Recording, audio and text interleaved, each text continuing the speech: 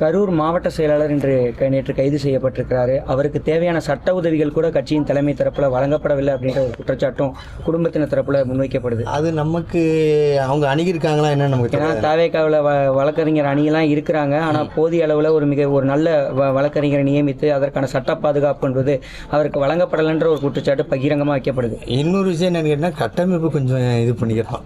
அதான் மெயின். அதாவது யார் எப்போ என்ன ஆலோசனை சொல்லுவாங்கன்னு தெரியாது. அதை வந்து நல்ல ஆலோசனையாக கூட இருக்கலாம். நான் தான் ஒரே சொன்னேன், இந்த சம்பவம் தாவேகா தலைவர் விஜய் அவர்களுக்கு நல்லாவே சில விஷயம் புரிய வச்சுருக்கு. அவருக்கு அவர் நிறைய அனலைஸ் பண்ணுவார். என்னென்னா கூட இருக்கிறதுனால தெரியும், நிறைய அனலைஸ் பண்ணுவார். என்னுடைய குற்றச்சாட்டு ஃபுல்லாகவே ரெண்டாம் இவங்களோட மேலே தான். இவங்க வந்து கைட் பண்ணிடணும். இவங்க கைட் பண்ணி இது இப்படி இருந்திருக்கணும், இந்த டைமுக்கு வரணும். மெயினாக டைம் சார். நீங்கள் பர்மிஷன் வாங்குறீங்களா சார்? நீங்கள் போலீஸ் ஸ்டேஷனில் பர்மிஷன் வாங்குறீங்க, இந்த டைம் ஏன் நீங்கள் அவர்கிட்ட சொல்லலை? அப்படி நீங்கள் இன்சிஸ்ட் பண்ணி இதோடைய வேல்யூவேஷனை சொன்னால் தான் தெரியும் அவருக்கு. ஓகேங்களா? ஷூட்டிங் கதை வேறு, போகிறாரு நடிக்கிறாரு, சம்பளம் வருது, அதெல்லாம் வேறு. இது பொலிட்டிக்கல் இருந்தபோது அவருக்கு நீங்கள் ஆலோசனை வழங்க உங்களையும் அப்போ கூட வச்சுருக்காரு.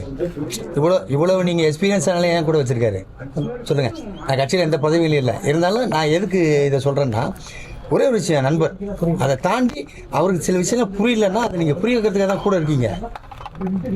அனிதா மரணம், தூத்துக்குடி துப்பாக்கி சூடு, இதெல்லாம் வந்து பல இடங்களுக்கு சென்றார். ஆனால் இன்னமும் கூட இந்த மக்களை வருவார் சார்.